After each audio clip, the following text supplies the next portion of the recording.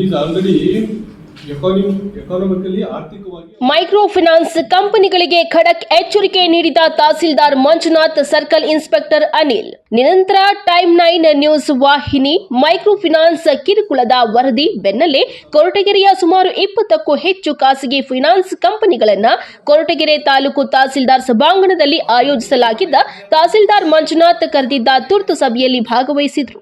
ಮುಖ್ಯಮಂತ್ರಿ ಸಿದ್ದರಾಮಯ್ಯ ಹಾಗೂ ಗೃಹ ಸಚಿವ ಪರಮೇಶ್ವರ್ ಅವರ ಮಾತುಗಳನ್ನು ಈಗಾಗಲೇ ನೀವೆಲ್ಲರೂ ಕೇಳಿದ್ದೀರಾ. ಕಾನೂನು ಉಲ್ಲಂಘನೆ ಮಾಡಿದ್ರೆ ಯಾವುದೇ ಮೈಕ್ರೋ ಫೈನಾನ್ಸ್ ಕಂಪನಿಗಳಾಗಲಿ ಅವರ ವಿರುದ್ಧ ಕಾನೂನು ಕ್ರಮ ಜರುಗಿಸುತ್ತೇವೆ. ಸಾರ್ವಜನಿಕರ ಮನೆಗೆ ಹೋಗಿ ಮಾನಹಾನಿ ಮಾಡಿದ್ರೆ ಫೈನಾನ್ಸ್ ಕಂಪನಿ ಮೇಲೆ ಬೀಳುತ್ತೆ ಕೇಸ್. ಎಲ್ಲಾ ಖಾಸಗಿ ಕಂಪನಿಗಳಿಗೆ 1 ತಿಂಗಳ ಕಾಲಾವಕಾಶ ನೀಡಲಾಗುತ್ತಿದೆ. ನೀವು ಕೊಟ್ಟ ಸಾಲಗಳಿಗೆ ಆರ್ಬಿಐ ಮಾನದಂಡಗಳ ಅಡಿಯಲ್ಲಿ ಕಾನೂನು ರೀತಿಯಲ್ಲಿ ಸಾಲ ಮರುಪಾವತಿ ಮಾಡಿಕೊಳ್ಳಬೇಕು.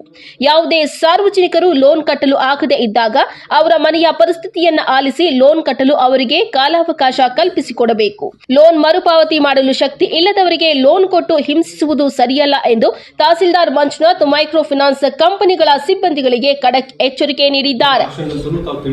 ಯಾರು ಮೈಕ್ರೋ ಫೈನಾನ್ಸ್ ಇನ್ಸ್ಟಿಟ್ಯೂಷನ್ಸ್ ಇದ್ದೀರಾ, ಈಗ ಯಾರ್ಯಾರು ಬಂದಿರ ಅಂತ ಸ್ವಲ್ಪ ನಮಗೆ ಹೇಳಿದ್ರೆ, ಸೊ ನಿಮ್ಮ ಆಕ್ಟಿವಿಟೀಸ್ ಏನಿದೆ ಮತ್ತೆ ಅದ್ರ ಕುರಿತಾಗಿ ಈಗಾಗಲೇ ಮಾನ್ಯ ಮುಖ್ಯಮಂತ್ರಿಗಳು ನೀಡಿರುವ ಸೂಚನೆ ನೀವೇನೇನು ಮಾಡ್ತಿದ್ರಿ ಅನ್ನೋದ್ರ ಬಗ್ಗೆ ಮೇಜರ್ ಆಗಿ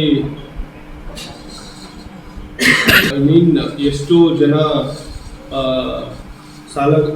ಜನರು ನಿಮ್ಮ ಹತ್ರ ಸಾಲವನ್ನು ತಗೊಂಡಿದ್ದಾರೆ, ಮತ್ತೆ ಎಷ್ಟು ಜನರು ನೀವು ಈಗಾಗಲೇ ಡಿಸ್ಟ್ರೆಸ್ ಅಂತ, ಅಂದರೆ ಡಿಸ್ಟ್ರೆಸ್ ಅನ್ನೋಕ್ಕಿಂತಲೂ ಈಗ ನಿಮಗೆ ಪೇಮೆಂಟ್ ಮಾಡದೇ ಇರೋರು ಇದ್ದು ಅವ್ರಿಗೆ ನೀವು ನೋಟಿಸ್ ಕೊಟ್ಟಿರೋವಂಥದ್ದು, ಮತ್ತು ಅವ್ರಿಗೆ ನೀವು ಓವರಾಲ್ ಇನ್ಸ್ಟ್ರಕ್ಷನ್ಸ್ ಆಗಿರ್ಬೋದು ಅಥವಾ ನಿಮ್ಮ ಯಾರು ರಿಕವರಿ ಏಜೆಂಟ್ಸ್ನ ಕಳಿಸ್ಬಿಟ್ಟು ಅದನ್ನು ರಿಕವರಿ ಮಾಡೋದಕ್ಕೆ ಪ್ರಯತ್ನ ಮಾಡ್ತಿರೋದ್ರ ಬಗ್ಗೆ ದಯವಿಟ್ಟು ಒಬ್ಬೊಬ್ಬರಾಗಿ ತಿಳಿಸಿ. ಆನಂತರ ಅದೇನೇ ಆಗಲಿ ವೀಕ್ಷಕರೇ, ನೀವು ಅಷ್ಟೇ ಎಷ್ಟು ಅವಶ್ಯಕತೆ ಇದೆಯೋ ಅಷ್ಟನ್ನ ಮಾತ್ರ ಸಾಲವಾಗಿ ಪಡೆಯಿರಿ.